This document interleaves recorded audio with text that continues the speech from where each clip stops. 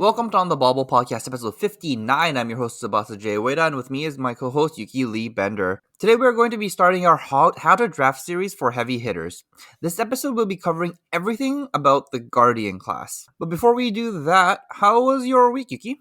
My week's been not bad. I'm moving. We're recording on the 13th. I'm moving on the 15th. I'm actually just moving downstairs, so it's not that big a move, but I've been like painting and doing a bunch of work on the suite. So I haven't really played much Flesh and Blood, honestly. I've been to like 2 draft armories and that's it. I haven't really played otherwise. So it's been busy, but it's been good. Looking forward to doing some more content in the coming days and getting to play a little more CC and stuff like that. But yeah, I've mostly just been focused on moving. What about you, Jay? It's funny you say like you haven't played that much Flesh and Blood and you went to 2 armories. I've also been to 2 armories, but like that's a very regular amount of Flesh and Blood for me. That's fair. I feel like usually I'm like playing a bunch, especially with like new set and like Pro Tour in just over a month, or like RTN's coming up. Like I would like to be like ramping up testing right about now, but I'm probably gonna get some testing in today actually. But yeah, it's been hard to find the time. Every single time I talk to you, you're just like, "Oh, I'm painting." And it's like, "Oh, okay." Like you seem really busy moving. Yeah, it's been sort of like, like get up in the morning, paint all day, finish around like 6 or 7, have dinner, shower, and then it's just like, okay, I'll relax for like an hour or two and go to bed. That's fair. I think the last couple of drafts we did, I think this week, we're both in like these like super shorthanded drafts, right? Because like we played the 5-man draft last Thursday, and then last night we played like a 6-man pod. Mostly because like 13 people showed up or 14 people showed up for the armories. So we had a pot of 8 and a 5 and a pot of 7 and a 6 on one of them. So the 5-man pod was kind of scuffed, honestly. It was oof. Oh, I guess you got to play the 8-man pod on that day, didn't you? Yeah, the 8-man pod was pretty sweet. I went 3-0 with Kasai that day. Found the good warrior deck, which I had been like kind of finding hard to get. Like I wasn't like sure, and then I'm like, okay, I feel like I have some ideas of what makes warrior good. We'll do our warrior episode later. I think Jay and I both are like, warrior's like good, but it's like so fair sometimes, and it's just like, I don't know. Honestly, if you wanted to play like really nice, fair Flesh and Blood, I would recommend warrior, and then whenever your opponent plays a clash card, just assume they're gonna win the clash.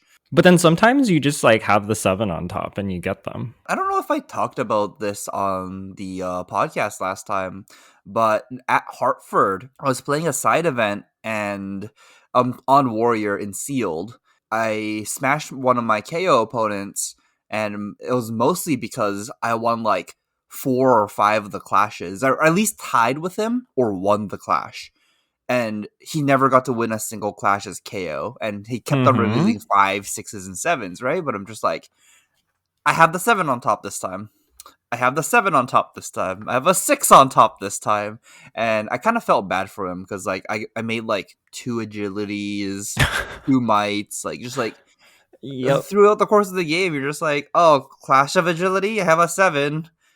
I get to swing both my swords next turn, guaranteed. It's kind of doomed for you now. And then you can't convert your hand. Yeah, I will say that, like, I don't know if it's confirmation bias. I'm pretty sure it's not confirmation bias, though. I lose a lot of clashes in this format, like way more than I win. Way more than I win. I feel like I draft these like nice KO decks that have a ton of attacks. I have like 5 non-6s in my deck. It's just like lose every clash. It's like, okay, that's really cool. I think where I'm at with Clash, I don't know about you, where I'm at with Clash is I'm just like, my evaluation on the Clash, on if I want a Clash card in my deck is like, am I okay just like losing this Clash every time? And if the answer is yes, I'll play the card. And if the answer is no, then I won't. Like the Clash of Agilities, I just don't take them anymore. Like it doesn't matter how late it is, the Clash of Agility or Test of Agilities, like get them away from me. I really don't want to just like block with it and lose the game. I think in our locals now, it seems like nobody wants Test of Agility, because last night when we were drafting, I think that card was like 3rd last pick for somebody. It went around a lot. Like the 4 block test of agility. It's just like I saw it once, I saw it second time in the 6-man pod, and I'm just like, I passed it twice, and I'm just like, this card's bad. Like I'm just like I'm playing warrior, and I'm like, I just don't want this card. I want other people to have it. That card is such a big liability when you randomly give your opponent a agility token. Ugh. Yeah, and you don't have a choice. Like it's a 4 block, and you just like wind up in these spots, and you're just like, I kind of don't want to block with this because if they get the agility here, I think I lose. And then you're just like, but I have to block with it. Like all this card does is block. Even like like the 2 for 6s, like those are like a little better because you can play them. But sometimes you just have to block with them, and then it's like I don't know, when you're in like those kind of like pseudo lethal situations, you're like, oh, I need to like block out, and then your opponent just gets an agility token and you lose. I feel like if Test of Agility, I think Test of Agility would have been okay as like a blue 4 block, and then I would have been like, yeah, I think I have to play it because it's so efficient on like raw numbers Mm-hmm. that you have to pick it, and you're just like, oh, you're gonna pitch it most of the time, and then if you have to block with it or you have a choice to block with it, that's kind of insane. But then as a red card, where I'm just like, when I look at that card in my hand, sometimes I'm just like, oh man, if I don't block with this, I have to pitch it. I can't arsenal it, and like, what's the other option? Like, try and find a rally the rear guard and pitch stack it together so I can block it for 5. It's not. Yeah. Yeah, every option on that card is like just kind of mediocre. I think everything that clashes is like the worse the token is, the more I like it. Oh yeah, yeah. The vigor token's great. It's great. And vigor token, yeah, vigor is great. Like whatever I lose, you get your vigor. I don't really care. Like most of the time it doesn't matter that much. Even the might is like if you have a really good clash deck, I like might I'm kind of okay with the mights. The agility is so bad. Agility is so bad. Yeah, agility just gets your opponent out of so much trouble if they are in it, or like, Mhm. or if they're not in trouble, they just like, get to convert their hands so much more cleaner. Oh, okay. We can stop talking about giving your opponent agilities because I Yeah. think our listeners understand how painful it is when you do that. Yeah. I like this format a lot. I don't like Clash very much. It's kind of where I'm at. I I'm kind of down on this format because of the clash. That's fair. I think every single time somebody asks me about this format, I'm just like, if Clash didn't exist, I would like this format a lot. But because Clash is like a core part of the set, and like you have to like interact with it so often, I don't know if I like the set. But it might change. Like I've played mostly sealed, and like you really can't control Clash in sealed. But in draft, you might have like a little bit more agency and like being able to like choose not to play 0 power cards. Yeah, and also like I think the other thing about Clash in draft is like you choose to draft those cards. Like I just feel like I've mostly just been choosing not to draft with it. I'm just like, I don't really like this mechanic and I don't really want to interact with it. And like if my opponent wants to play it against me, like they can go nuts, but like I don't know. Like I feel like when my opponent blocks and they win a clash, I'm like, this is like not great for me, but like I'm kind of okay with it. I just don't want to block with my card and get like destroyed for blocking with it, you know? So I've been like pretty happy with just like mostly not engaging with the mechanic, at least like from my side. But I don't know if that's like a good sign. That's fair. That's fair. Okay, let's move on. And I guess last week we actually had a Patreon question that I forgot to mention. So I think this will be a good plug for the Patreon. Thanks everyone who signed up this week for Patreon. We have actually so many people that signed up in the last week, mostly to check out Yuki's KO deck list with her sideboard notes. Yeah, yet again, thank you for people for subscribing to the Patreon. And on there, if you have any questions or content requests, talk about CC, talk about draft, all that is on our Patreon. Sorry, it's on our Discord that is linked through our Patreon, and you can find all that information at patreon.com/onthebauble. And we have a question from the beginning of February from Zachary, and it just says, what's your opinion of going first or second in this format? I think in general, going second is correct, but Warrior gets some value by going first and leaking damage with a reaction. And Betsy can set up a big bop or leak damage with an overpower attack going first. And then he also says, if it's right for any of those decks to choose first, how do I know whether it's right to choose to go first as their opponent if I'm playing Brute to deny them that free value? I think this is a really interesting question. I think that more so than any format. There's like merit, at least any format I can think of. There's like quite a bit of merit to going first for certain decks. I think Guardian is the big one, especially Betsy, because of the auras, like mentioned. I think the Warriors, like, you can tend to just overblock a little bit, and it's like kind of okay. I think in general, like, it's probably going to depend. I think in general, like, I want to go first against Betsy most of the time. I think every time you want to go first against Betsy, it's just such a Yeah, big maybe just mistake. always. Or it's not a mistake, but like every time you play against Betsy, they go first and they start with a big bop or like 10 Hmm. overpowered somehow. Like you're kind of out of that game on the spot. Yeah, you can get really blown out for it. So yeah, I think Betsy you always do, and then I think the other matchups I like mostly want to go second. I'll say that like I think some of it's contextual. Like I think that the more like I think like a big thing to consider is like your agility generation, and like if you have like windups, going second is like even better.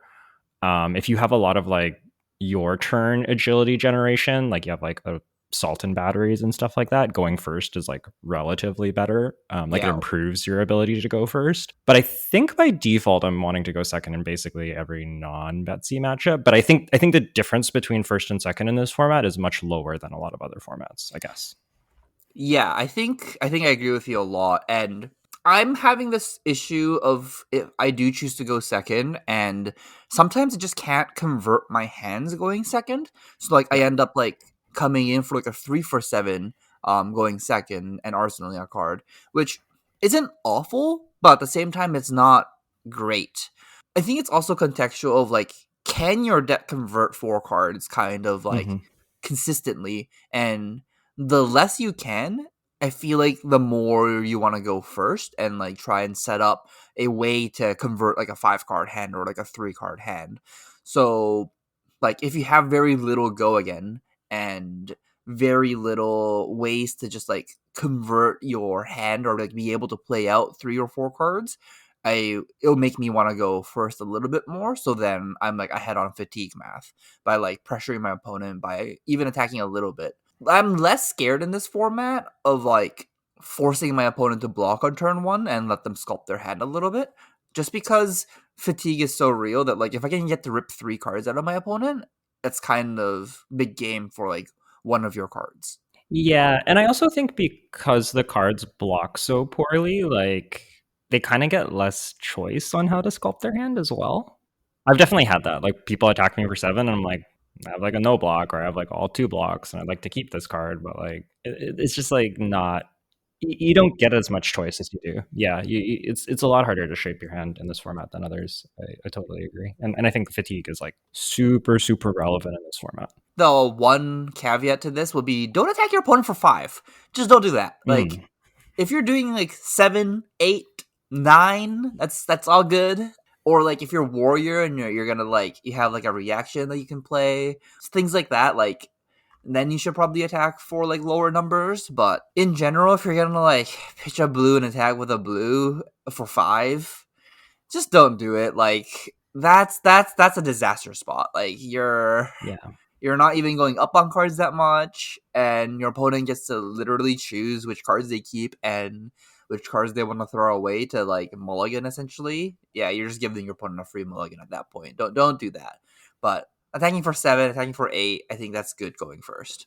Yeah. Or if you get benefit, like if it's like a blue, like Pound Town or Assault and Battery, and you're KO, you can get like 2 mites or a mite in agility. Yeah, absolutely, go for it. But yeah, in general, I agree. In that case, you're attacking for 4 with the assault battery and then generating 2 more values. It's like it's a minimum of 6. And Yeah, yeah, like I yeah. kind of count agility as like sometimes 2 points of resource, like a I think power. I agree. I think it's like it's often two. Agility is so interesting in this format. We can talk about it when we get into Guardian actually, but I think agility and the way that you play into agility tokens is really fascinating in this format. Yeah, I think because of that, like assault battery is like worth like 7. You know, the blue one's worth 7 essentially. Yeah, Uninteractable 7 actually, which is kind of gross. yeah. No, it's very good. All right. Yeah, so I think that's our Patreon question. If you have other Patreon questions for us, there is a channel for it. So if you're part of the Patreon, feel free to leave your questions there, and we'd love to see them. Or if you want to reach out to us on Twitter, you can do that as well. I think we're going to move into the main topic of our pod, how to draft Guardian. Yeah, let's just start off with like some basic information. There aren't that many class specific cards in the set. There's a lot of hybrid and generics. It's like Outsiders from before. If you guys played that format, it's like the hybrid cards, like the Brute Guardian, the Guardian Warrior cards are just like all kind of decent. But almost all of those cards block for 2 in the set. Mhm. And the Guardian specific cards, only about 2/3 of them actually block for 3. So we have 19 commons in Guardian, and we have 12 of them being 3 blocks and 7 of them being 2 blocks. And even the Guardian rares, 6 of them are 3 blocks. Almost all of them red and hits for a lot of power, which is very good. But we also have a cycle of the Guardian rare that blocks for 2. Unlike other sets, Guardian's blocking power is significantly lower on average than older sets. And I think that's just a note I wanted to make before we like started this episode, that like just because you're Guardian doesn't immediately make you better at blocking if you end up with the 2 block Guardian cards. I agree with all that. I'll just add that I think that Guardian's like maybe biggest strength, or like the thing that kind of like one of the defining features of Guardian to me in this format, is that while you don't have all like you don't have way more 3 blocks than other classes, I think you have the most 3 block attacks, or you have like a lot of 3 block attacks. Brute also has quite a few, but like Warrior doesn't have any 3 block attacks, and Brute like also has some like no blocks. So like Guardian sort of defined by having like a lot. Like you can just play in a deck that has a whole bunch of attacks and still have 3 blocks in your deck, which is pretty strong in this format because we mentioned it can go to fatigue, and just like having these cards that you're intending to block with, but then can also just like swing for a big number if you get tempo, is pretty good in this format. How do you want to start this? Do you want to talk about who your preferred hero is? Is it Betsy or is it Victor? Because there are 2 heroes, Betsy or Mhm. Victor. Like when you are, let's say, like in the middle of a drafting process, do you have a preference on like which one you're like kind of defaulting to? So I think that the decks are pretty close. I think that they often differ by like 3, 4 cards. I've been in spots where I don't know if I'm Betsy or Victor until like pack 3. I think that's not uncommon. I think that Betsy is a little bit more reliable to come together. No surprise. We'll go into detail, but like you want the auras, and those are commons, and there's 2 different cycles of them, so it's like not that hard to get a few commons of the auras. Whereas like Victor really specifically wants gold cards. There's only like so many premium gold cards, and if you just like don't have the gold cards, Victor just doesn't do anything, and then you want to be Betsy. So I think like by default, I'm trying to be Victor. Like I want to be Victor, but sometimes you just don't get the gold cards, and then you can just be Betsy instead. And I think Betsy's still pretty good, but I think Victor is the stronger of the two. I agree with you. I'm always like looking to try and become a Victor, and then I'll be like, "Oh, this is a good Victor card. Pick it up," and then be like, "Oh, I don't have enough Victor cards. I guess I'm Betsy." I think is like usually how I end up in like a Guardian deck. Yeah, I guess like the big exception would be like if you get a Betsy spec, like if you're lucky enough to get Bet Big or the Good Time Chapeau, then like yeah, you're just Betsy and you know that from early on. But like most drafts, that's not really how it unfolds. Yeah, just the specialization headpieces are still broken. Like, oh my god, they swing games so hard in this format. It's gross. If you have any of the specs, that's a pretty big indication of which hero you are. Yeah, they are super, super powerful. My least favorite thing is playing the mirror and my opponent flips over the spec hat, and it's just like, oh, okay. It's the feeling in like when you like first start off playing the game and then your opponent flips over full legendary equipment and you're just like, I just started the game, so I have like common equipment. It's like I'm playing like full Iron Rod set, and then your opponent flips over like Crown of Providence, Tunic, and some other legendary arm piece, and you're just like, how do I beat this? Yeah, yeah. Okay, I guess now that I think we like framed how we like to like draft Guardian, and like I think Betsy is easier to come together. Let's just talk about the Guardian key cards. I think this will be the same for both Victor and Betsy. So let's talk about which cards that you're trying to prioritize right now during the draft process. I think like the formula for drafting Guardian is pretty straightforward. I think the biggest thing that you want is 3 cost attacks. The fours and fives just aren't that efficient. Especially because like Thunk and Wallop are like one under rate. Like Thunk is like an 8 for 5, which is like normally you'd for 5 resources. Normally you'd expect like that to be 9 power. And same for Wallop. It's like a 7 for 4. Normally you'd expect that to be 3 cost. And so just like pitching 2 cards into them feels really, really bad. And you really want to be playing the 3 cost attacks. As many as you can, really.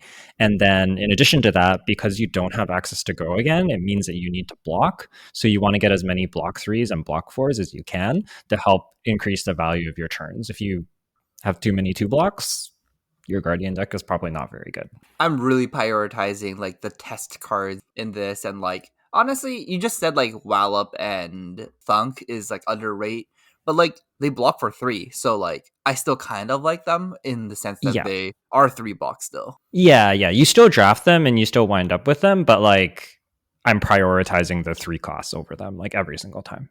Yeah, you know the best part about the 3 costs? They also block for 3. It's true.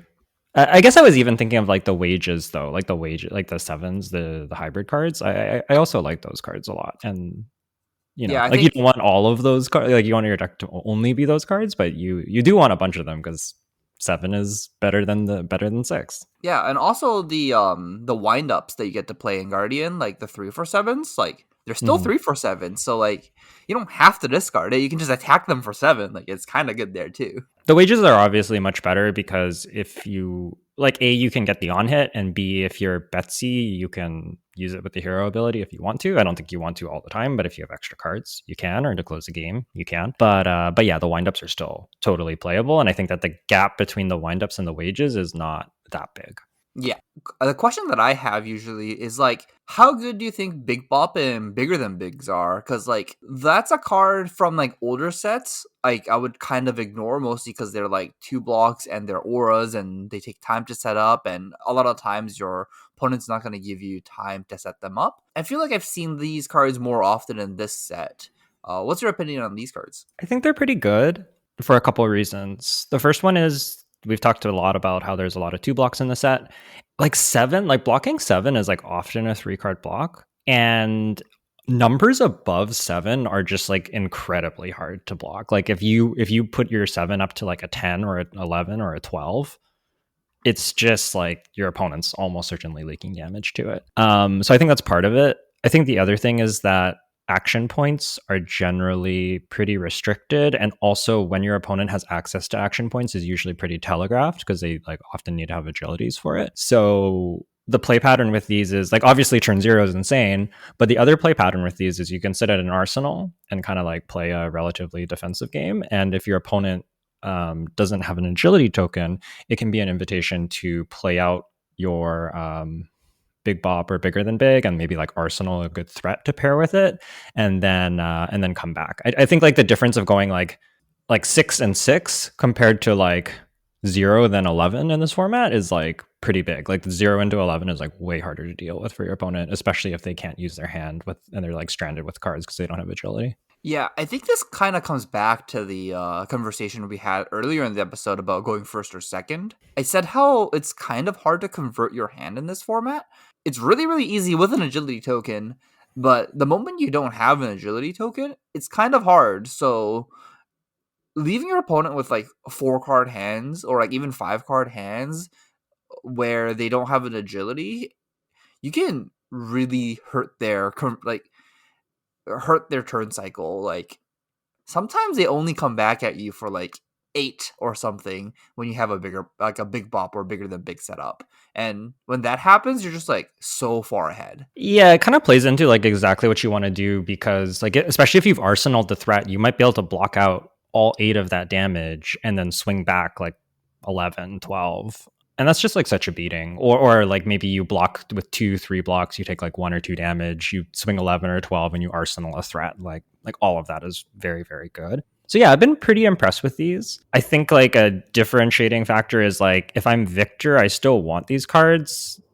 I think I only really want the reds, and I want like one, maybe two, just as like a way to like swing the game and force them on the back foot, and then kind of like make them block for the rest of the game. And then if I'm Betsy, I probably want a few more. I'll pick up, and they're usually not that hard to pick up. But I might want more like two or three of them. But I don't think you want a deck with like six big pops. Yeah, I agree with you. That's too many. I think two to three red big pops or like bigger than bigs are like kind of where I want to be on Betsy. It's just like it helps you end games. It's kind of great when you go first and you have it, but then otherwise, like it being a two block is such a liability that if you have too many and you have to start blocking with it, that's how you end up losing games as Guardian. Yeah, they're really bad in multiples. If you like have tempo, you don't really want this card. You want to be like hitting them instead. Like it's usually more of a play for like you block, you play big bop, you pass.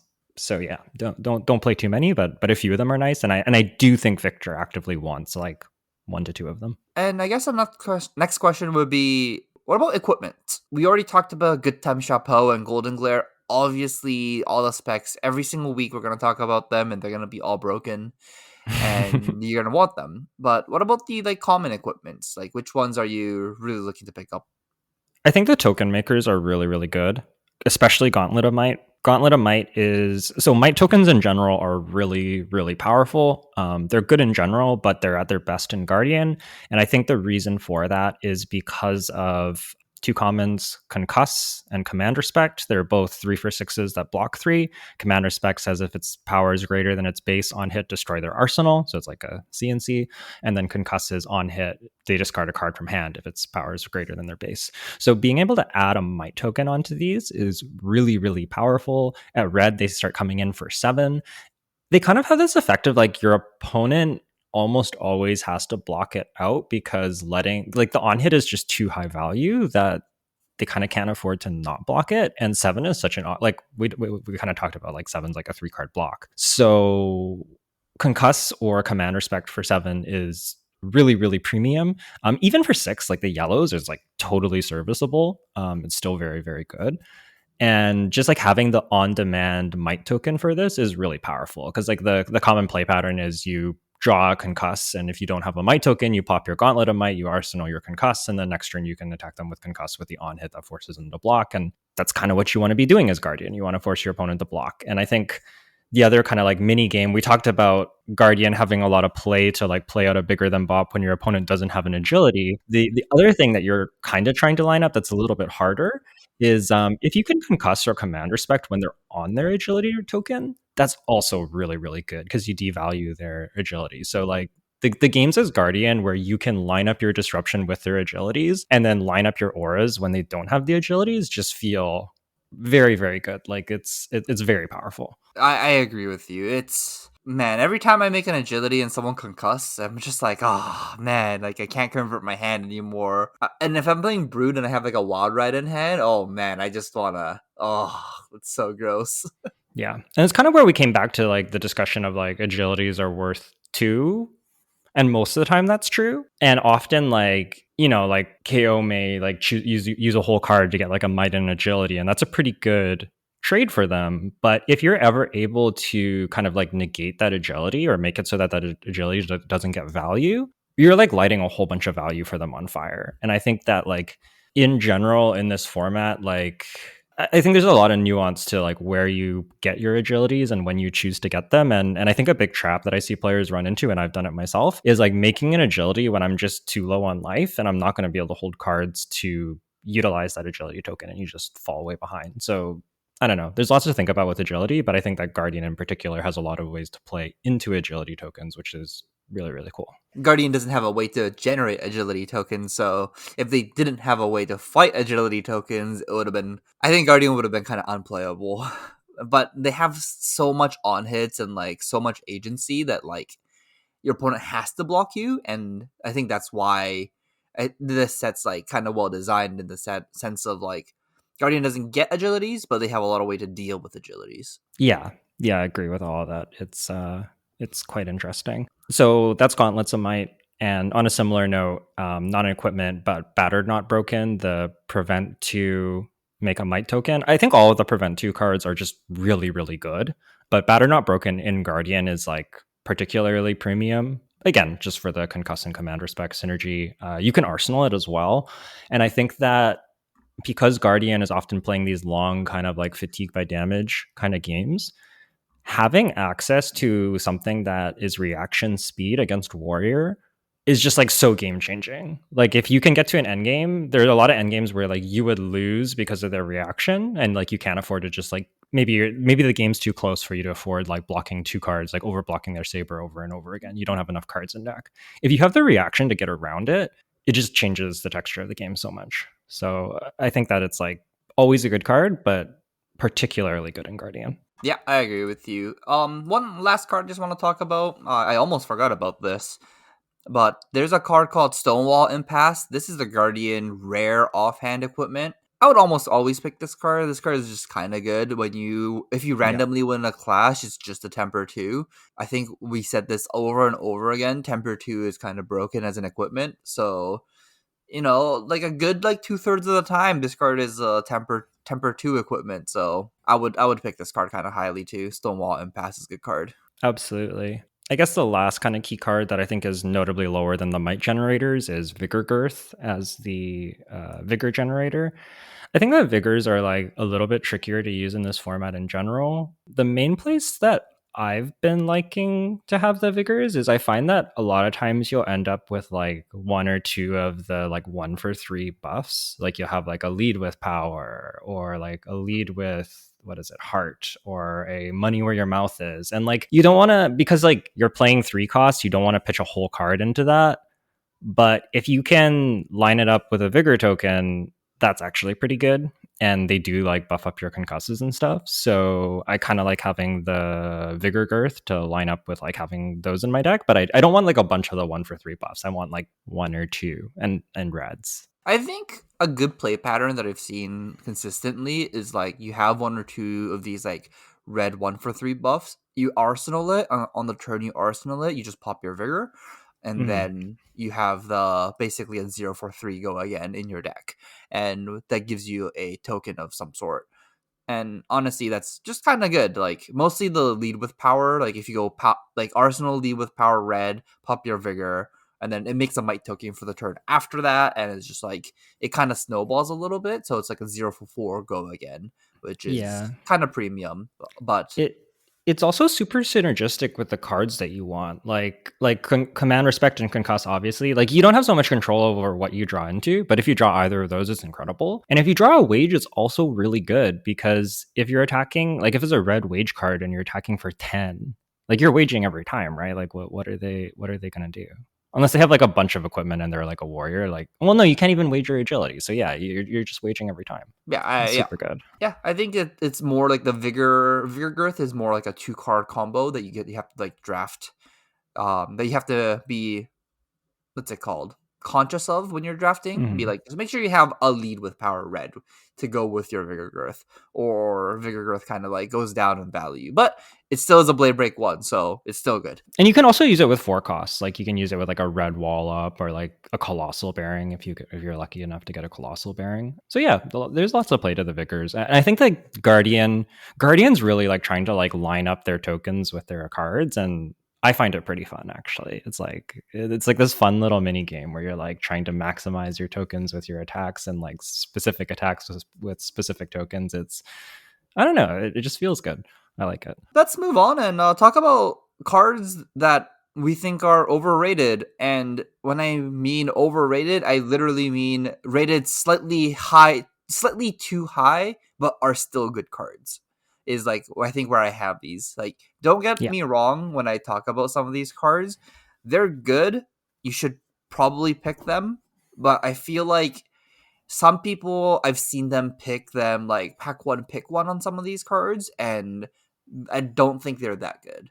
The one that I really want to talk about is Miller's Grindstone. And Miller Grindstone's the rare weapon for Guardian that attacks for 4 on its own. And it has the ability of when it hits a hero, you clash with them. And then if you win the clash, you kill the top card of their deck. And if you don't win the clash, this card gets a -1 counter. I feel like that line of text there, like that whole text is kind of irrelevant. The main portion of this card is that it attacks for 4. Yeah, and I do think that that's like a decent enough upgrade. Also, notably, like if you don't wind up drafting a shield, you should, even if like you're like, you should always play like 2 hammers. You can have like a Miller's Grindstone and a High Riser, so that if you're somehow get very unlucky, you have the High Riser still. But that aside, like yeah, I think Miller's is like primarily a 4 attack, and my big take in this format is like you don't really want to sit there and swing your weapon. You want to be playing 2 card 7s as much as possible because they very quickly force your opponent to block, and blocks aren't that good in this format. So, like, just throwing 6 or 7 is like so much more impactful than even throwing 4. So I find like as Guardian, I'm not attacking with my weapon much. Like I might do it like 0 to 1 times per game, sometimes 2, but like 2 is like on the very high end and a pretty rare exception. And I don't think that Miller's like super changes that. It just means that like when you swing your weapon, it will feel a little bit better, which is fine. But like I think some people are like, oh, like I have Miller's Grindstone, so I can just like play this fatigue Guardian deck and just sit there and swing the Grindstone. And I don't think it is that good. Like if you just give people infinite space and they make agilities and smash you, like you're going to be the one that fatigues, not them. You don't block well enough. Yeah, I've had a spot before where my opponent attacked with a Miller's Grindstone, and I'm just like, I'm playing like I was playing a warrior deck, and I'm like, I have 7s in my deck. I can just block this, leak 1, and try and devalue this Miller's Grindstone now, Mm-hmm. so then I don't like have to deal with it later. Like I had the equipment to block out the 4, and I'm just like, I choose not to because the wage preventing my opponent to play like the wage into wager is like way more impactful than the actual on hit on this card. And like if you can like win that wager, like as playing against the Miller's Grindstone and like devalue this card to 3, is just like worse than High Riser. I mean, it's technically worse than High Riser. It's like mostly the same as High Riser, but yeah, I do see your point. You know what other thing that I like talking about weapons in this format is just because you're a guardian doesn't mean you can't get agility. Your Yeah. opponent can still give you agility tokens. I was watching one of these like Victor versus Brute games where Guardian kept on getting the agility token and was just like double high riser turn, swing blue, attack for 6, and it was kind of funny. Yeah. It was so funny that on one of the turns I was watching him play, he's just like, he looks at me and goes, I know what you're thinking, but this is the only way to go hammer. So he just like botches 4 points of value just to go like double high riser turn, and just like wanted to really do the double high riser instead of like winning the game. Um, he ends up winning the game anyway, and this was Lucas. Oh So my god. yeah, I was just like, I just watched him botch a bunch of cards just to keep double blue and swing double high riser, and it was just like, oh my god, this was painful to watch, but at the same time, it's so funny. Yeah, and it's kind of good. 6 damage with 0 cards out of deck is like pretty insane. It's insane fatigue math. It's just you still don't want to botch like a full block card off, like just do it. Like No. I think what ended up happening was like he had to like pitch yellow, red, blue to swing high riser, or he could have just like blocked everything out and like attack for 3 with high riser. And like I'm just like, it was painful to watch him botch that many cards, but at the same time, like double high riser kind of funny. Yeah, for sure. Okay, let's move on and talk about the next overrated card. At least cards I think is overrated is Bloodied Oval. Bloodied Oval is the offhand shield that is, if you have less life than your opponent, it gets the shield value. Yeah. Don't get me wrong, I kind of want this card almost every time, but I kind of want to wield this card because Mm-hmm. it is like 1 life is impactful and it's good, but like I don't know if it's worth like a 3 block. Like I'd rather just have a 3 block or a 3 for 7 or a 4 block or literally any other cards we outline in the key card section than Bloodied Oval. I kind of feel like it's like, oh, it's like pick 7 or pick 8, and like I see a Bloodied Oval, I think it's a good time to pick it up. And I think this is because Brutes kind of don't want Bloodied Oval, mostly KO. KO can't play Bloodied Oval. And I think it's almost not always a mistake, but a lot of times it's a mistake for warriors to pick it up as well. So the only time you actually want Bloodied Oval is if you're a guardian. We have a better shield at the rare slot, which is the Stonepaw Impasse, which is a shield I actively want. But the Bloody Oval feels like it always feels like a waste picking up the Bloody Oval if I'm like passing up a card I actually actively want in my deck that improves my deck. And I don't know about you. What do you think about this card? I think I tend to agree. I think the biggest thing is like the conditional text on it is very real. I feel like especially as the set has been out longer and people have played more with the cards, there's like a lot of games where I just never get to block with it. Like my opponent just doesn't let me block with it and get value out of it, and I'm like, okay, we're both at one, like, or like my opponent goes to one and I'm like, okay, like I guess this just doesn't do anything this game. So yeah, I don't know. The card's like fine. Your deck is like almost certainly better having a bloodied oval than a double high riser, as funny as the double high riser is. But I agree. You're not wanting to take it over these premium cards. You're wanting to like make sure that you fill out your deck and have good cards in your deck, and then bloodied oval is like a nice to have, but you get it like kind of a thing.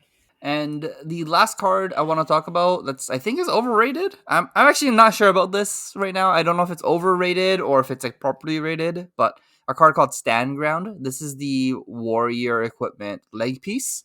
Um Guardian. Guardian leg piece that gets +1 block value if you have a vigor and +1 if you have a might token. I think this card's good.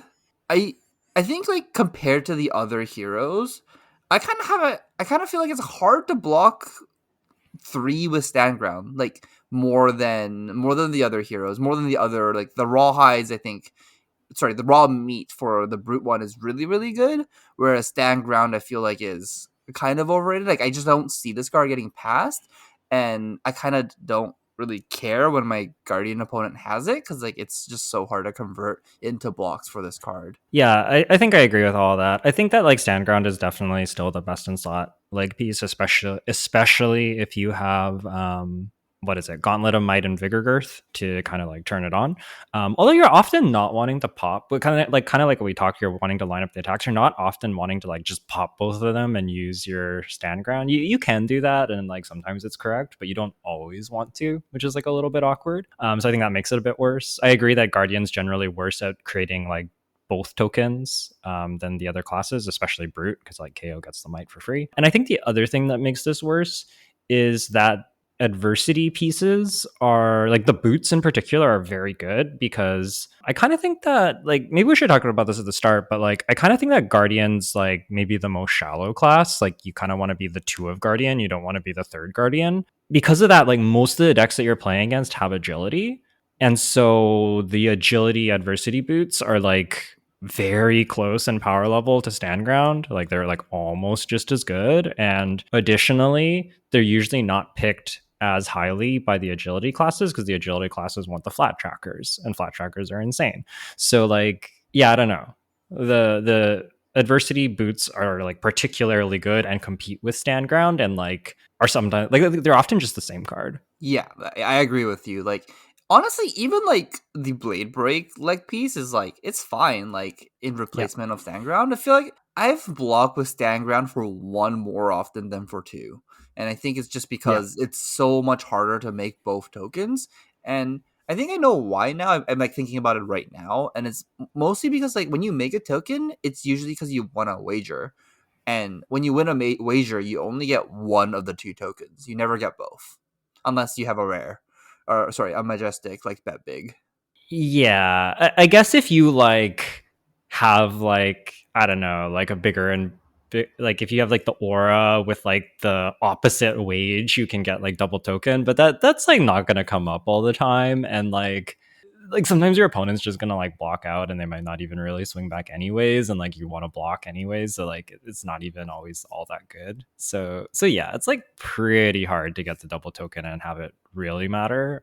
I think the warrior one is also not quite as good. Like the brute one is very good, and then Guardian I think is the worst, but even like warrior is like not that consistent, I think. I'm more okay with the warrior one because like you end up in these spots where you can actually like if you have like a reaction, sometimes you get to like edge ahead, and then if you have like the attack reaction in your arsenal, you're just like guaranteed to get both. That's But true. yeah, That's true. I still do agree with you. Like it's still not as easy as like when KO has raw meats and you're just like, this is getting 3 block every time. Like it's kind of hard not to convert raw meats into 3 block. Yeah. Yeah. I agree with all of that. So, anyways, those are kind of like overrated cards. It's not to say don't put them in your deck. Stand Ground, Bloodied Oval, Miller's Grindstone, all super playable cards. I pick them. I play them in my decks. I just think I agree with Jay that these are not cards that you need to pick like super, super highly. You're hoping to get them like maybe a little bit later. like Miller's 5. Grindstone might be like a decently high pick, but like don't try and make a Miller's Grindstone deck. I don't think it's very good. Yeah, pack one, pick one is not the place to pick Miller's Grindstone. I think it's like you get past the Miller's Grindstone and you're kind of comfortably in Guardian. You're just like, this is a great card. I pick it.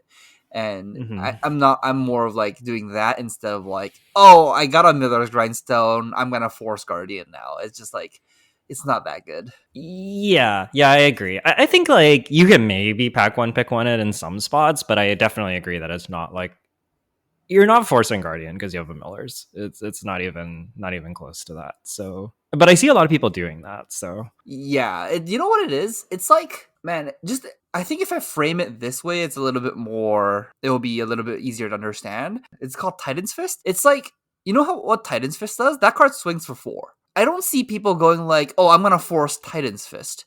It's a token. Like I always get it, and you're not gonna force Guardian for Titan's Fist. Like you just don't do that. Like you get it as a token. Anyone can do it, but like that. This is what you're getting. You're getting a Titan's Fist. Like that's what this is. And don't force a hero for a Titan's Fist. It's not worth it. so I think the last part that we wanted to cover here is we talked about how like Betsy and Victor have a lot of overlap. They all kind of want similar cards, the 3 cost attacks, concuss command respect, some of the auras, the token generators, all of that's super, super good in both heroes. But what are the differences between Betsy and Victor? How at the end of the draft or maybe towards like pack 3 do you decide whether you're Betsy or Victor, assuming that you don't just like have a spec? You have a spec, your decision's pretty easy. If you don't have a specialization, what are you looking for in Betsy? Betsy's kind of simple, right? You just like maybe the other way around is a little bit easier to contextualize. It's like Okay. I'm trying to be Victor if possible, right? Mm-hmm. And I think the lack of some of these Victor cards is why I'm going to be in Betsy. So let's talk about Victor first. I think for Victor, you really just like want ways to generate gold, or otherwise, Victor's hero power is blank. So if you, instead of having a blank hero power, you should just always be Betsy, right? Yeah, I think I agree with that. And I think the heuristic that I've been using that I've felt to be pretty true is you want like 3+ gold generators, ideally like kind of premium ones. We'll talk about which ones those are. And I think you really want at least 2 of them to be defensive, ones that work on your turn, or sorry, on your opponent's turn when you're blocking rather than the proactive ones. I think that the defensive ones are really, really important and kind of the best of the best. Obviously, more is great, but usually if I have less than 3, I probably just want to be Betsy. Unless I like if I have like no wage somehow, then like sure, maybe I'll just be Victor anyways for the chance to draw cards. But like, yeah, 3+. So the defensive ones, the main ones are Test of Strength. This card is great. This is a 4-block generic clash. You'll get a gold. Card's just good. You can play it in Betsy, but in Victor, it is insane when you win the clash. Drawing the card is so, so, so good. Can't say enough about this card. I'm like picking Test of Strength pretty highly in draft, I think, because it's good in every deck. And then it's just like a total bomb in Victor. And if I wind up being the Victor drafter, then I'm like, okay, let's go. This is sweet. So I think Test of Strength is like one of the biggest reasons to be Victor. Would you agree? Oh yeah, I would agree. It's just like in general in this format, you can just assume that every card is worth about 2 points of value, like maybe 2.5. Just like sorry, let me rephrase. A random card is worth about 2.5 points, like 2 points. If you just like look at raw numbers, tests a strength block for 4 and draws you a card, it's worth 6. It's like and the gold token. So when you win the clash on this, it's like a 0 for 6. That's Yeah. like that's constructed level. Like even some heroes in constructed can't do that. So when you can do that in draft, that's like that's gross. Yeah, and like I know I've heard some people like have the sentiment of like, oh, like KO is popular. I'm worried about winning the clash into KO. And like the thing is like you're not gonna win all your clashes, regardless of who you're playing against. And like against KO, is it harder to win clashes? Yes. Yes, it is. But the thing is that it's so asymmetric. Like your opponent getting the gold is like pretty low impact, but you getting the gold is like super game changing. So like it's just very good. And like when I say that you have these like 3+ gold generators, I'm not assuming that you're drawing a card every single time. Like if you do, you're like almost certainly winning that game. But like the idea behind having 3+ is like you'll draw like an extra card or two throughout the game, and like that's probably enough to make you want to be victor. But you're not really like assuming that you're going to hit every time. It's fine to miss sometimes, and it's still very very very good. At the times you win all three of your gold generations, oh, you're just like rolling in value. Like no, Yeah. no way your opponent's outvaluing you. It's more likely your opponent fatigues you out if they play Mm. perfect. Yeah, absolutely. In line with the defensive ones, Golden Glare, Specialization Head, Surprise is very good. If you block with it and 2 yellows, you create a gold token. It's Blade Break 2. Blade Break 2 is like already insane. I found this to be pretty real. Like, as you probably have some yellows because you're prioritizing 3 blocks, and just like at one point you block out their 7 power, you draw a card, and it's pretty good. I'll say like one of the things with Victor is like both for the clashes, like partially because of the clashes, but also just in general, like you really want to have like attacks as your blues, or like you want to have like some blue attacks.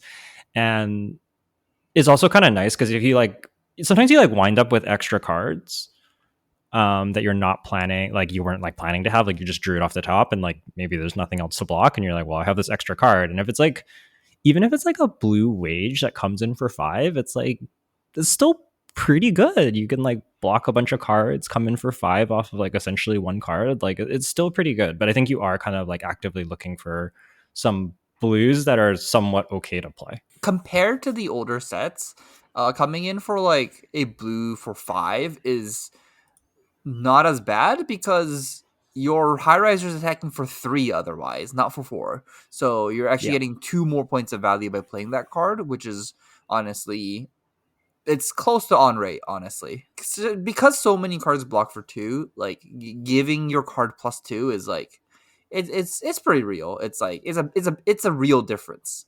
I agree with all of that. So other good gold generators, I think the next best one is Wage Gold, especially the red coming in for the breakpoint. This card is so good. I picked this card like super super highly just because it's a 3 for 7 that goes in every single deck. So it's just like a very premium pack one pick one. But in Victor, it's particularly gross because it's like on hit draw a card, and it hits the breakpoint. So, and it works with all the like the buffs that need like a particular, like the lead with need like a brute or guardian or like a warrior or guardian attack. It's a guardian attack. So like wage gold, very very very very good. Yeah, yeah. It being a universal is like it's so real. The Yeah, I think I'm kind of lower on Adrenaline Rush now. yeah. I think I was a little bit higher on it at the very early of the set, but it's coming down in value just because the buffs don't work on this card. That's a kind of a big deal that like it's hard to when you can't convert your like your one cost like pump 3 other than like the not money where your mouth is. Oh, it is money where your mouth is. That's the universal one. All of the class specific pumps don't work on Adrenaline Rush, so it's kind of real that Wage Gold has universal, so it is the class of your hero. It's a real thing. And then after that, the other gold generators, which I think are like again a step down, is red money where your mouth is. That's the 1 for 3 non-attack action that lets you wage a gold. Also performance bonus, which is the 3 for 0 on hit make a gold, and if you play it from arsenal, it has go again. Again, I think you really want this card to be red. Blue performance bonus is also okay. I'd probably prioritize like a 2 block non-attack over it because of like warrior being a thing. But if you have to play 2 cost attacks, or sorry, 2 block attacks, performance bonus is a decent one because you can arsenal it and still convert it, and like your opponent's kind of incentivized to block it. Drawing a card is like the 1 damage go again on hit draw a card is just like pretty okay for a blue. It rips in equipment a lot. Like Yeah. If your opponent has like a blade break piece, like it will rip that with the performance bonus blue like almost every time. Your Yeah. opponent's like if you're in your opponent's shoes, it's kind of obvious. You get to cash in your equipment piece, and your opponent doesn't get to draw a card. But from the Guardian side of view, they got to rip an equipment for a blue go again card, so it's also good too. Yeah, and it's a blue that like you otherwise might not be able to convert.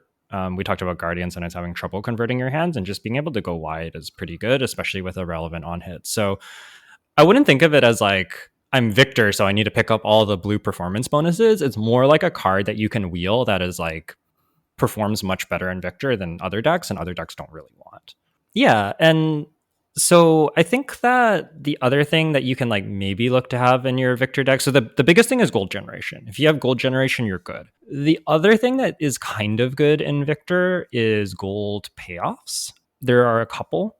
I think the one cost buffs can play nicely with the gold because you can potentially like save two blues and a one cost buff and like draw a card and then swing your hammer or something. That's decent. You don't want a ton of them, but like having we kind of talked about having like one or two for your vigors anyways, and then you have another way to use it with the gold. That's pretty good. Maybe even better than that is rising energy. This is the red 2 for 6 block 2. It's a guardian warrior attack action, and says if you've drawn a card this turn, it costs one less to play. I've been really, really impressed with this card, specifically at red. I don't really like the yellows, but like a 2 card 6 is totally serviceable. And once you have your gold from Victor, if you get to just like pop a gold, draw a card, play a rising energy, it's just like a 1 card 6 or like a 2 card 6 that draws a card. That's really, really good. So again, like you don't need to go like super out of your way to pick this, but having like one or two in your deck is kind of nice. You know what the other nice part about Rising Energy is? It's a Guardian card. So like Yeah. all of your class specific buffs, they work on this card. And Mm-hmm. that's a real point for this card. Like Lead with Heart into Rising Energy is just a solid 3 card hand.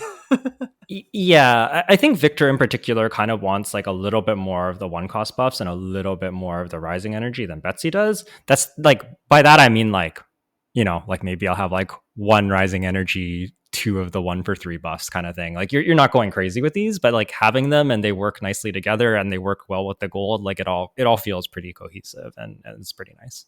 I think the biggest difference between Betsy and Victor is that Victor actually gets to play a lot more of these like wider generics that are like and like they're actually good in Victor, whereas like it's not as good to play Rising Energy and Betsy. So you get to like Yeah. maximize your cards a little bit better in Victor than in Betsy on average, I think. Yeah.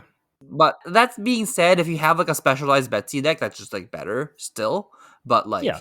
if you're forced to play like a Rising Energy and Betsy, it's not as efficient as it is in Victor, is what I wanted to say. Yeah, I agree with all that. I think that these like these last points, the gold payoffs are very much nice to have more so than like reasons to be Victor. The reason to be Victor is the gold generation. That's the biggest reason. And I find that most of my games with Victor ends up being like you just stay ahead on value because of your gold, and you just keep hitting them until they run out of cards. Like you're just like I'm gonna hit you until you're run out of cards and you break. Like there's I'm just gonna hit you for 7 every single turn until you can't take it anymore. And that's kind of like what Victor does. Like he's not, and like maybe you have like one big turn where you play like a big bop and hit them for 12, and then you just hit them for 7 the rest of the game. Like that's kind of like the only thing that Victor can do. It's very hard for you to actually like kill your opponent if they just choose to block. Yeah. Or if they have 2 blocks in their deck, like if they have like a bunch of 2 blocks, they just like die. I've Yeah, had yeah. that before. Yeah, it does happen, but primarily you are killing people through fatigue and Victor. And I think having if you can have some extra cards in your Victor deck, very good. You don't want to play like super bad cards, but if you have extra Yeah. 3 blocks, extra big cards, very good. Yeah. I'm looking to play like 33 to 34 cards in Victor almost every time. How many blues do you want in your Victor deck if you're on that 33, 34? At least 11. I think I'm like actively trying to hit the 11 mark, and honestly, I'm okay with more like 12. 12 is a good number. Even 13 Yeah. is fine. Yeah, I think I agree with all that. You kind of want 12 to 13. 11's fine as well. Now let's talk about Betsy specific next. As we said, like if you don't have the gold generation, I think you're just automatically Betsy. but like, what cards are you actively looking for Betsy then? I think you're looking for a couple more of the auras, specifically the red. So Big Bop or Bigger Than Big. I think that they are pretty much interchangeable. The Might token's probably a little bit better than the Vigor token, but like it's kind of whatever. But yeah, you want like 2 to 3. You don't need to pick them super highly. These cards tend to go late. And if they're not going late, you probably don't want to be Guardian. Um, and then you want the wages. Like Victor also wants the wages because they're 3 for 7s, and those are just good cards. But like Betsy obviously really wants the wages because of her hero power. It can let you close out a game. So just like having a couple extra wages is nice for Betsy. And I think the last point for Betsy for me is I think I want a couple more blues in my Betsy deck. It kind of allows you to do these overpower plays, just like if you need to. If you have like a bunch of like yellow 3 blocks, that's like also often kind of fine because you have the you're playing 3 costs. You can pitch a yellow and a blue to get it, and so if you have a bunch of yellows, that's fine. But I'm often wanting like a couple extra blues in my Betsy deck, like maybe like 13 to 15 range. I still don't think it's like Oldham where you want like 20 blues. That's not how Guardian plays in this set, but a couple extra blues in Betsy, I kind of like. You can still run 12; it's fine. It's not a terror. It's not a disaster. But if I had my choice, I'd run a few extra. I think Betsy gets to convert their yellows a little bit better than Victor does, and I Yeah, think so. Like instead of like the golds and like the gold generations, I feel like 3 block yellows or like efficient attack yellows, like yellow wages, are like significantly more reasonable in Betsy because like you get to use it yeah, into her hero ability, and there's just like more ways that you can convert, and like going like blue into like play a 3 pump into a wage and giving it overpowered is like a fine way to convert a 4 card hand. So it's just like, yeah, I think having more resources is better in Betsy than it is in Victor. Mostly because like in Victor, like even if you have a little bit less blues, you if you can make a gold or two, you get to draw more cards, you get to see more blues. So like you end up seeing about the same amount of blues, even if you play less of it. yeah. That is another good way to think of it.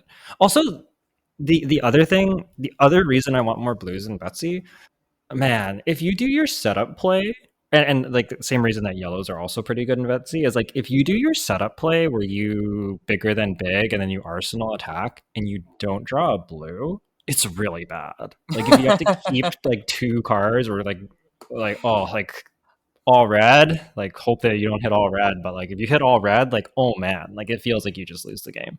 So that's another big reason is you're playing into those auras more and you like really need the blue on the follow up or it's really bad. Oh yeah, oh yeah. If you ever draw a 4 red hand in Betsy in specific, like, oh, you could. That would sometimes just lose you the game on the spot because you just can't do anything. Yeah, you're just like in this spot and you're like, I've already invested 2 cards and my entire last turn. So like I guess I have to keep these reds to pitch into my attack, but like now I'm like converting like what, like 6 cards or 12 damage. It's just like it's so bad. It's so bad. You don't want to be there. So yeah, a couple extra blues in Betsy.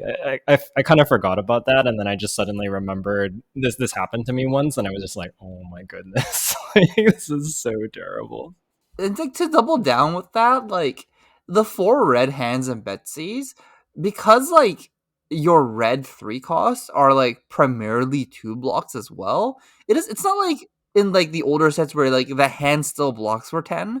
No, that hand sometimes blocks for 8 and they're all red. And you're just like you just cannot convert in any way, shape, or form, and you're just like, okay, like I'm like 5 life behind now, and there's like it's such an uphill battle you can't get back. Yeah, yeah. The all red 2 block hands in this format real bad. I think in general that in this format, like every hero is playing a couple extra blues because yeah, the all red 2 blocks is just like you just lose on the spot. It's so brutal.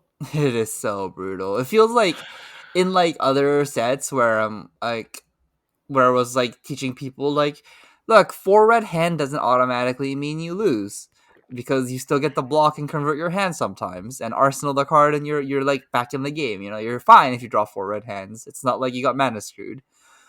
In this set, 4 red hands is just like you got mana screwed. You're like that's just unfortunate for you. You should have played like two more blue cards, or like you should have cut this. You should have cut this like 2 block yellow card or something like that. Because like drawing a 8 block hand is so detrimental.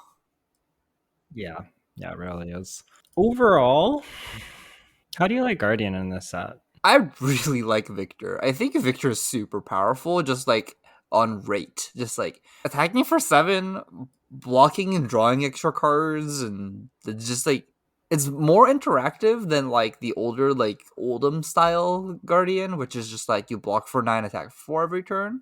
Victor, you have to like actually like set up and do like make plays instead of just blocking. So I feel like Guardian is not the Guardian that we used to know, where it was just like a block for 9, swing 4, block for 9, swing 4. In this set, it's more of like a block for 3, I set up my stuff, attack for 7. So I kind of like it in that sense of like it's more, you're more playing the game as Yeah. Guardian in this set than the older sets. Yeah, I agree. I think people who have been listening to us for a long time, or people who speak to me regularly, probably know that I really don't tend to be a fan of Guardian, but I actually really like Guardian in the set, and I think it's for all the reasons that you said. You're like much more incentivized to like make plays, set up, use your cards. Like your cards aren't just like the card. It's not just about the pitch value and the number in the bottom right hand corner. It's like your cards are real cards, and I really really like that. So, But and I you think that know, the mini game of like your tokens, I said it earlier, but the mini game of your tokens with lining up with your attacks or your other cards is just like it's really fun. It's rewarding. yeah, but you say this, but do you know what's a powerful deck in this format? A deck with just only 3 blocks and like blues to swing your high riser. That's just a strong deck in this format. So like if you can get there, like that's something I still want to be doing, is just like block for 9, attack for 3, block for 9, attack for 3, block for 6, attack for 7. That's something I really want to do in this set. I just can't because there's too many 2 blocks. Yeah. Because I think I had a warrior draft deck once where I just like got into a spot where like I had like 23 3 blocks, and I'm just like all I'm doing is blocking for 9 and swinging for 2, and honestly that was kind of good.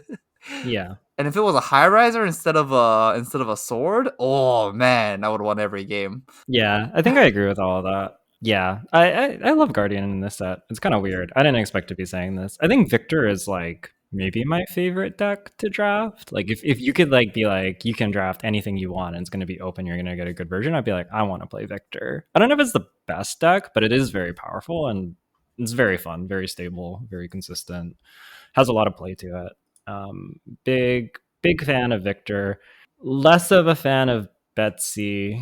I think Betsy's good, but like sometimes like the really good like brute decks are just like so much more efficient than you, or like sometimes against like warrior you're like, oh, I'm gonna take my big pivot and close out the game, and then you're just like, I have all these 3 block attack reactions, block out your overpower, like, oh no, I lose. I still think Betsy's good. Like I by no means am I saying Betsy's bad or don't draft Betsy. I just the deck has like some more weaknesses, I think, than the super good Victor deck does.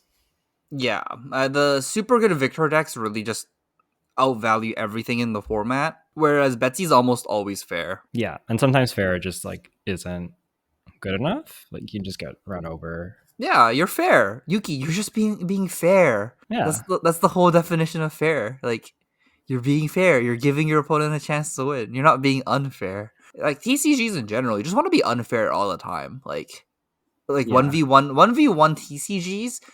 The more unfair you are, the better you are. And honestly, yeah. it's like the whole game is to like, how do I find the unfair strategy of this set, at least for draft, right? And I feel Mhm. like Victor is the unfair strategy by far. And then, you know, the agility brutes that like get raw hides and knuckle is just also unfair. But why does brute get so much equipment? Ugh, okay, that's a story for another day. Okay. Anything else to wrap us up on Guardian? No, I think I said everything I wanted to say about Guardian. I think I did too. Guardian Suite. You want to be the 2 of Guardian, not the 3 of Guardian.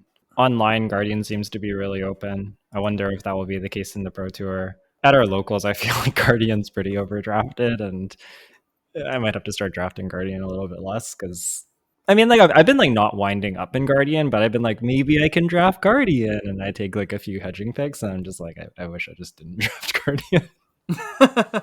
But yeah, deck's sweet when it comes together. Hopefully this episode helped you out, helped you get ready for RTNs. I think Guardian was like a nice place to start. It felt like the class that I think like Jay and I felt like we understood the most. And I also feel like it's maybe the one that like just judging from like online discourse, people have the most questions about. Like I think a lot of people kind of like understand Warrior and understand Brute probably from Sealed because like those pools came together the most. But they maybe have some more questions about Guardian. So hopefully this will help you get ready for your RTNs or whatever events you might have coming up. You know, if you are playing any of those events, best of luck. Hope it goes well for you. Let us know how it goes. If you have any questions, you want to get in touch with us, you can do so through our Discord. You can also do so by reaching out to us on social media. Jay is at UATaJ, and I'm at Yukili Bender on Twitter. You can also leave us a comment. We'll read it there, or you can email us at onthebauble@gmail.com and send your questions directly to us through that avenue. But yeah, that's going to wrap us up. Best of luck. Have a good night.